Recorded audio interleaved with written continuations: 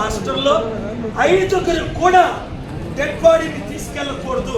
5,000 మంది ముందు మాకు పోస్ట్ మార్టం రిపోర్ట్ ఇవ్వండి అని డిమాండ్ చేస్తే నా కళ్ళ ముందు లాఠీ చార్జీలు చేస్తే నేను వ్యాన్ ఎక్కి పోలీసులందరినీ తిట్టి మరలా లాఠీ చేస్తాను దిగిపోయి కిందకి మీడియాని అడ్రస్ చేసిన తర్వాత లాఠీ చార్జీలు మరలా నేను వెళ్ళిపోయిన అనుభవిసరికి మళ్ళా లాఠీ చార్జీలు చేసి మరలా నేను తిరిగి వచ్చి ఒక దైవజనుల్ని మీరు లాఠీ చార్జ్ చేస్తారు.